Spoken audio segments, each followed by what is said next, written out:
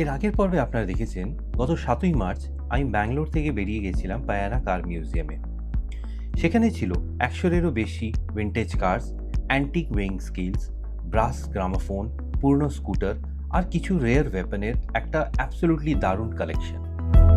পুরো জায়গাটাই ছিল একদম নস্টালজিক, যেন আমি আর আপনারা মিলে সময়ের পেছনে ফিরে গেছিলাম।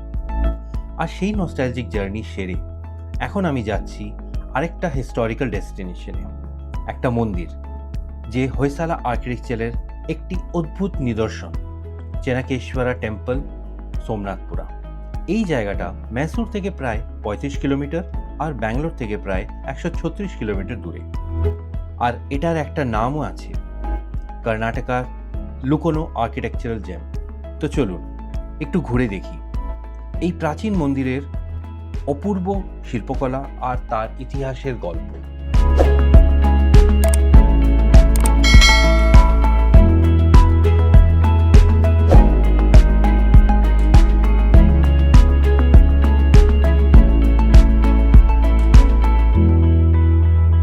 মন্দিরে ঢুকতে এন্ট্রি টিকিট ছিল মাত্র ২০ টাকা, কিন্তু এখানে একটা ইন্টারেস্টিং রেস্ট্রিকশন ছিল।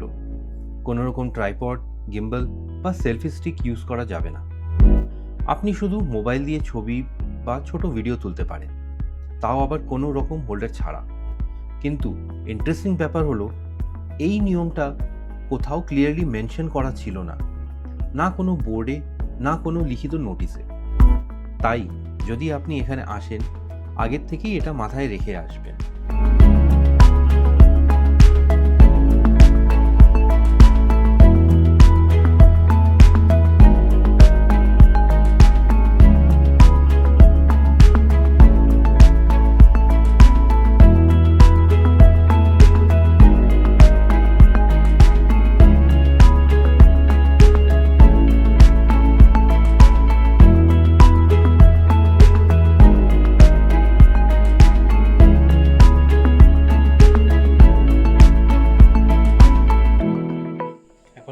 সোমনাথপুরাতে আমার পেছনে যে মন্দিরটা দেখছেন সেটা হচ্ছে কেশবা মন্দির, ঠিক আছে? চলুন ভেতরে যে দেখি অসাধারণ আর্কিটেকচারটাকে। প্রথমে ঢুকতেই চোখে পড়ে এই প্রাচীন শিলালিপি, যা বলছে সোমনাথপুরার ইতিহাসের নিঃশব্দ গল্প।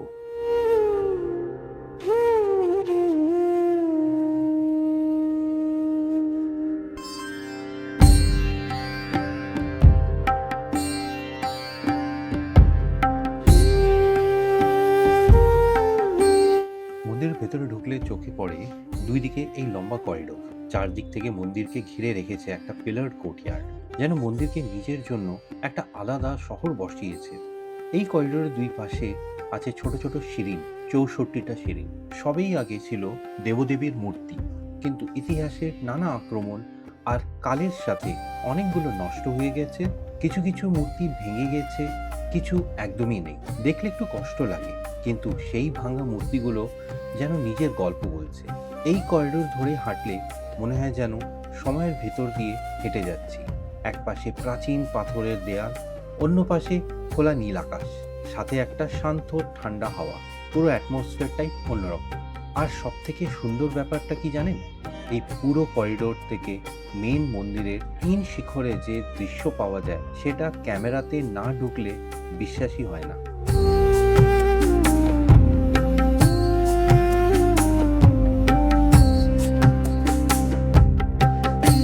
চলুন এবার একটু জেনে নিই এই মন্দিরের গল্পটা। সময়টা ছিল ১২৫৮ শতাব্দী। হয়সালা সাম্রাজ্যের রাজা নরসিমা III অবদিনে ছিলেন একজন শক্তিশালী সেনানায়ক, সোমনাথ দণ্ডনায়কা। তিনি কাবেরী নদী ধরে একটা নতুন গ্রাম গড়ে তোলেন আর নিজের নামেই তার নাম রাখলেন সোমনাথপুরা। সেই থেকে এই জায়গার নাম হলো সোমনাথপুরা। এই গ্রামের মধ্যভাগেই তৈরি হলো অপূর্ব চেনাকেশ্বর টেম্পল সোমনাথপুরা, যার ভিত্তিটা একদম তারার মতো স্টার শেপ ডিজাইনে তৈরি, যা হয়সালা আর্কিটেকচারের একটা বিশেষতা। এই মন্দিরটা তৈরি হয়েছে ভগবান বিষ্ণুর ৩টি রূপের উদ্দেশ্য করে, কেশবা, জনার্দনা আর বেণুগোপাল। ৩টি আলাদা সিঁড়ি কিন্তু একসাথে যুক্ত একটা সুন্দর মণ্ডপের মধ্যে, যাকে বলা হয় ত্রিকুটা স্ট্রাকচার। প্রথম থেকেই এই মন্দির ছিল শিল্পকলা আর আর্কিটেকচারের একটা অদ্ভুত উদাহরণ, আর আজও তার শিল্পকলা মানুষকে মুগ্ধ করে। কিন্তু ইতিহাস সবসময় শান্ত থাকে না। 1311 সালে দিল্লি সালতানাতের সেনানায়ক মালিক কাফুর দক্ষিণে অভিযান করে এই মন্দিরকে আক্রমণ করে। মূর্তি ভাঙা হয় আর অনেক মূল্যবান বস্তু লুট হয়ে যায়। তারপর 1326 সালে মোহাম্মদ বিন তুগলকের আক্রমণ, যা কিছু অবশেষ ছিল তাও অনেকটা নষ্ট হয়ে যায়। মূল কেশব মূর্তি আজও নিরুদ্দেশ। কোথায় গেল সেটা আজও রহস্য। কিন্তু গল্প এখানেই শেষ নয়। পরে বিজয়নগরা সাম্রাজ্যের এই মন্দিরকে আবার পুনরুদ্ধার করে, যার প্রমাণ পাওয়া যায় অনেক পুরনো এনক্রিপশনে। তারপর ম্যাসুরের ওয়ারিয়ার রাজারা আর আর্কিওলজিক্যাল সার্ভে অফ ইন্ডিয়া মিলে এই ইতিহাসকে রক্ষা করছেন।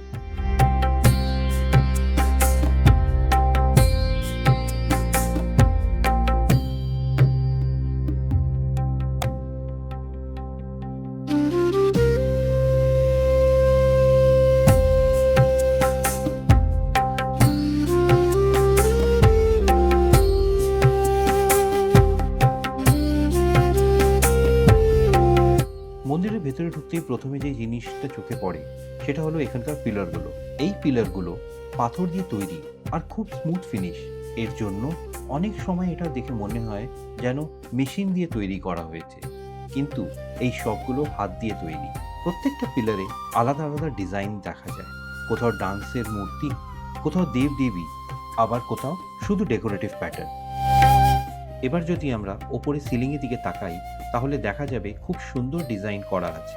ফুলের মতো প্যাটার্ন, গোলাকার ডিজাইন আর অনেক জায়গায় জিওমেট্রিক প্যাটার্ন ইউজ করা হয়েছে। প্রত্যেকটা সেকশনে আলাদা ডিজাইন থাকার জন্য পুরো সিলিংটা খুব ডিটেইল মনে হয়। এই মন্দিরটা হলো ত্রিকুটা স্টাইলের, মানে এখানে 3টে আলাদা আলাদা গর্ভগৃহ রয়েছে। এই 3টে গর্ভগৃহ একটা কমন হলের মধ্যে যুক্ত, তাই একসাথে 3 দিকে আলাদা আলাদা মূর্তি স্থাপনা করা ছিল। এখানে ভগবান বিষ্ণুর 3টি রূপের পুজো করা হতো। প্রথম হলো কেশবা, যা ছিল মেন ডাইটি। দ্বিতীয় হলো জনার্দনা, আর তৃতীয়ত হলো বেণুগোপালা, যা মূলত কৃষ্ণর একটা রূপ। বর্তমানে সব মূর্তি ঠিক অবস্থায় নেই, কিন্তু স্ট্রাকচার আজও ঠিক মতো রয়েছে। এই মন্দিরের ভেতরে ঘুরে দেখলে বোঝা যায় যে ওই সময় শিল্প আর ক্রাফটম্যানশিপ কতটা অ্যাডভান্স ছিল। প্রত্যেকটা পিলার, সিলিংয়ের ডিজাইনে খুব ডিটেইল কাজ করা হয়েছে, যা আজও মানুষকে আকর্ষণ করে। তাই সোমনাথপুরার এই মন্দিরের ভেতরে অংশটা শুধু ধর্মীয় জায়গা নয়, এটা গুরুত্বপূর্ণ হিস্টোরিক্যাল আর আর্কিটেকচারাল এক্সাম্পল।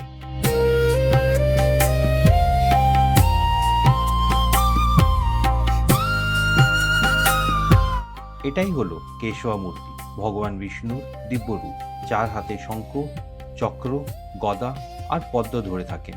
কিন্তু আসল কেশবা মূর্তি আজ আর এখানে নেই, সেটা হারিয়ে গেছে অনেক আগে। এখন যে মূর্তি দেখছেন সেটা পরবর্তী সময় স্থাপন করা হয়েছে, যা ইতিহাসের এক নিঃশব্দ কষ্ট তুলে ধরে। এই চারদিকের পিলারগুলোতে একসময় ছোট ছোট মূর্তি ছিল, যেটাকে বলা হতো মদনিকা, যা আজ অনেকটা হারিয়ে গেছে। নানা আক্রমণে আর ব্রিটিশদের শাসনের সময় চুরি হয়ে গেছে। কিন্তু এই রকম পিলার ডিজাইন আপনি বেলুড়েও দেখতে পাবেন, যেখানে আজও সেই মদনিকার মূর্তিগুলো অনেকটা ভালো অবস্থায় রয়েছে। একটা দেখলেই বোঝা যায় হোয়সালার শিল্পকলা কতটা সুন্দর আর নিখুঁত ছিল, আর সোমনাথপুরাতে তার এক অংশ আজ হারিয়ে গেছে।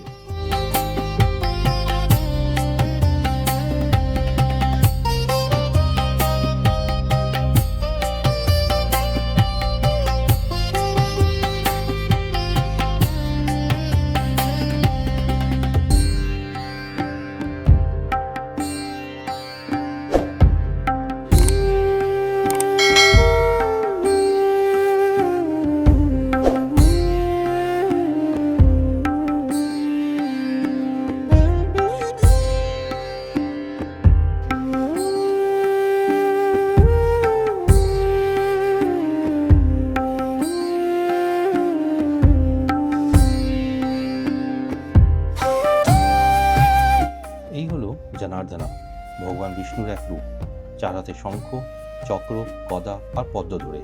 হোয়সালা শিল্পীদের দারুণ নিখুঁত কাজের তৈরি।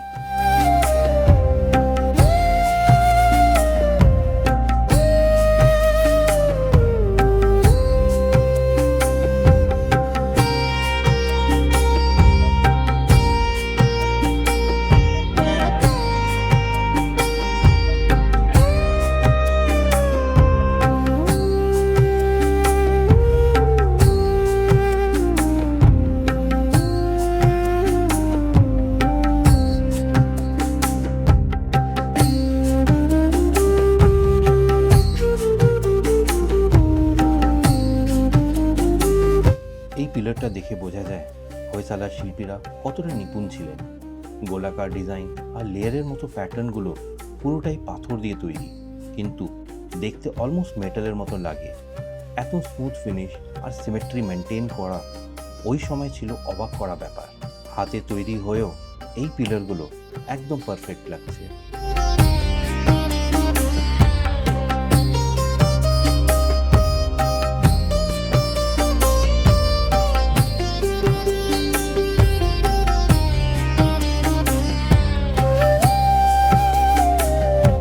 এই হলো ভেনুগোপালা, ভগবান কৃষ্ণের এক সুন্দর রূপ যেখানে তিনি বাঁশি বাজাচ্ছেন। তার এই ত্রিভঙ্গ ভঙ্গি আর কোমল অভিব্যক্তি মূর্তিকে অন্য রূপে থেকে আলাদা করে তোলে। চারদিকে নিখুঁত খোদাই আর অলংকার হোয়সালা শিল্পের অসাধারণ সুন্দরতা তুলে ধরে।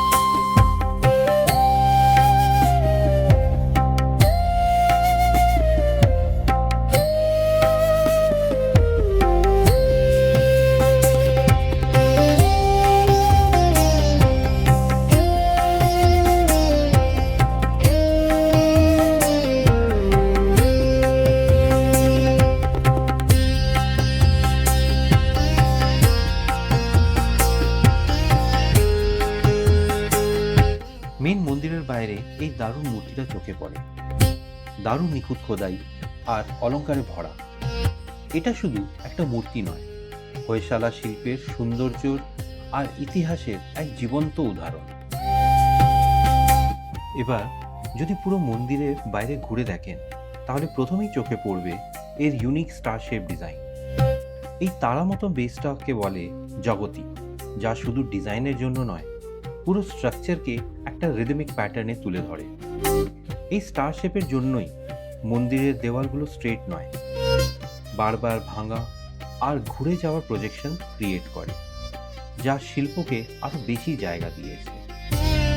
এই দেওয়ালগুলোতে আপনি দেখবেন লেয়ারের পর লেয়ার ছোট ছোট খোদাই। নিচের দিকে প্রথমে থাকে হাতি, যা স্টেবিলিটি আর শক্তিকে রিপ্রেজেন্ট করে। তার উপরে ঘোড়া, স্পিড আর মোমেন্টের চিহ্ন।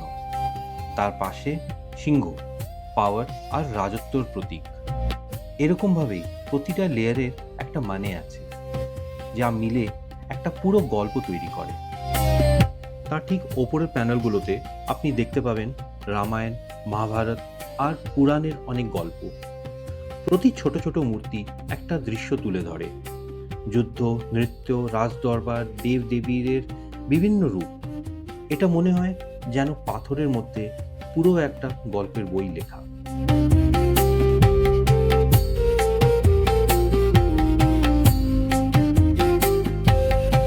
হোয়সালা শিল্পীদের একটা বড় বিশেষতা হলো নিখুঁততা। প্রতি মূর্তিতে আপনি দেখতে পাবেন কাপড়ের ফোল্ড, গয়না, মুখের এক্সপ্রেশন, সবকিছু এত নিখুঁতভাবে তৈরি করা যে মনে হয় যেন এটা পাথর নয়, যেন জীবন্ত ছবি।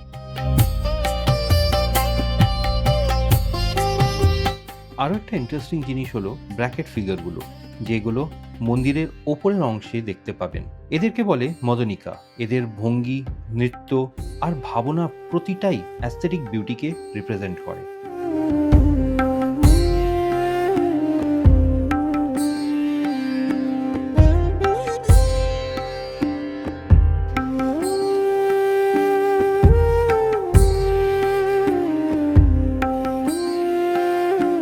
তাছাড়া একটা বিষয় লক্ষ্য করেছি যে অনেক মূর্তিতে ডাইনামিক মুভমেন্ট দেখা যায়, মানে শুধু স্ট্যাটিক ফিগার নয়, এখানে ডান্সাররা নাচছে, যোদ্ধারা যুদ্ধ করছে, আর অনেক জায়গায় ক্লিয়ার অ্যাকশন বোঝা যায়। এই জিনিসটা দেখলে বোঝা যায় যে ওই সময়ের শিল্পীরা শুধু মূর্তি তৈরি করেনি, তারা গল্পকে জীবনের মতো তুলে ধরতে চেষ্টা করেছিলেন। আরও কিছু জায়গায় আপনি দেখবেন মাইথোলজিক্যাল ক্রিয়েচার, যা রিয়েল প্রাণী নয় কিন্তু পৌরাণিক গল্প থেকে নেওয়া।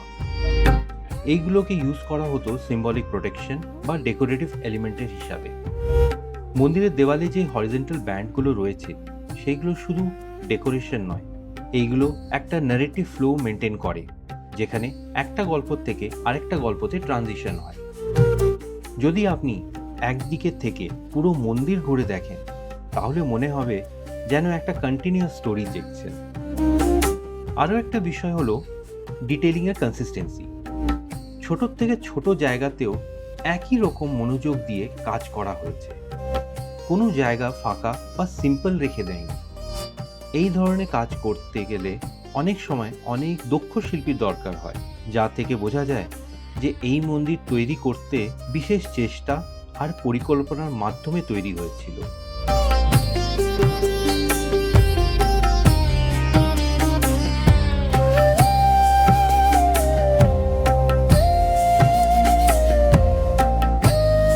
এই পুরো আউটার ওয়ালটাই আসলে একটা ওপেন গ্যালারির মতো, যেখানে ধর্ম, শিল্প আর ইতিহাস একসাথে মিলে গেছে। সোমনাথপুরার এই টেম্পল শুধু পুজোর জায়গা নয়, এটা একটা জীবন্ত মিউজিয়াম, যা আমাদের প্রাচীন ভারতের কালচার আর কারিগরির দক্ষতার গল্প বলে।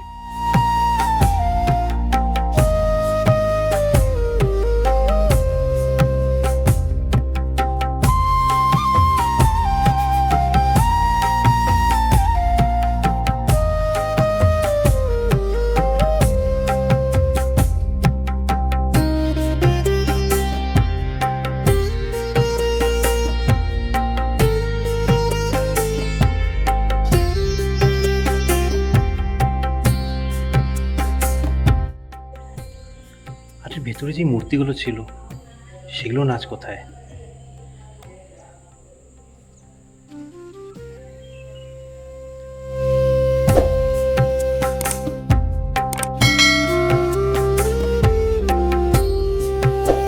হয়তো এই দেওয়ালগুলো আজ সবই উত্তর জানে, কিন্তু সেই সব গল্পগুলো আমাদের জন্য আজও একটা রহস্য।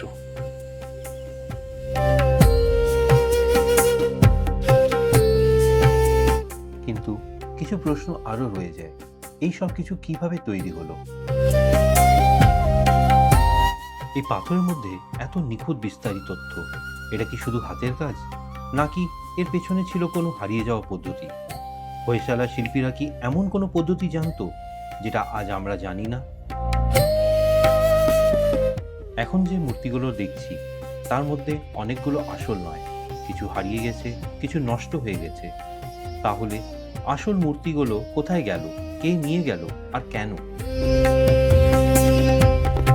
এই মন্দিরের দেওয়াল জুড়ে যে গল্পগুলো খোদা আছে, রামায়ণ, মহাভারত, দেবদেবীদের রূপ, এগুলো কি শুধু ধার্মিক গল্প, নাকি এইগুলো ছিল কোনো বার্তা, কোনো গুপ্ত ইতিহাস যা আমরা এখনো পুরো বুঝতে পারিনি? আরেকটা কথা ভাবুন, এই স্টার শেপ ডিজাইন, এই সিমেট্রি, এই পারফেকশন ওই সময় কি করে এটা সম্ভব হলো? যখন আধুনিক মেশিন ছিল না, তখন এই লেভেলের প্রেসিশন কিভাবে অ্যাচিভ করা হলো? এই পিলারগুলো দেখলে মনে হয় মেশিনে গড়া, কিন্তু এটা পুরোটাই হাতে তৈরি। তাহলে কি আমাদের ইতিহাসে এমন কিছু ছিল যা আমরা আজ হারিয়ে ফেলেছি? আর সবথেকে বড় প্রশ্ন, যদি এত কিছু সময়ের সাথে হারিয়ে যেতে পারে, তাহলে আজ যেগুলো রয়েছে সেগুলো কতদিন থাকবে? সোমনাথপুরা শুধু একটা মন্দির নয়, এটা একটা রহস্য, একটা ওপেন কোশ্চেন যা আজও আমাদেরকে ভাবতে বাধ্য করে। আমরা কি আসলে আমাদের ইতিহাসকে পুরো বুঝতে পেরেছি, নাকি এখনো অনেক কিছু আমাদের চোখের সামনে থাকা সত্ত্বেও আমরা দেখতে পাচ্ছি না? আর আপনাদের কি মনে হয়, এই শিল্প আর ইতিহাসের পেছনে কি রয়েছে বলে আপনি ভাবছেন? নিচের কমেন্ট সেকশনে প্লিজ জানাবেন। আর যদি কোনো ইতিহাসকার বা এই বিষয়ে আরও ভালো জানেন, তাহলে অবশ্যই কমেন্ট করে আমাদের সাথে শেয়ার করুন। নাকি এইগুলো ছিল কোনো বার্তা, কোনো গুপ্ত ইতিহাস যা আমরা এখনো পুরো বুঝতে পারিনি? আমি ছিলাম এক্সপ্লোরার সঞ্জয়। ইতিহাসের আরও অনেক গল্প লুকোনো আছে, আবার ফিরে আসবো সেগুলো তুলে ধরতে। ভিডিওটা ভালো লাগলে অবশ্যই লাইক আর সাবস্ক্রাইব করবেন, বন্ধুবান্ধব আর আত্মীয় স্বজনদের সাথে শেয়ার করবেন। আবার দেখা হবে এক নতুন জার্নি, নতুন জায়গা, আরেক নতুন ভিডিওতে। ততক্ষণ ভালো থাকুন, সুস্থ থাকুন আর সাথে রাখুন এক্সপ্লোরার সঞ্জয়কে।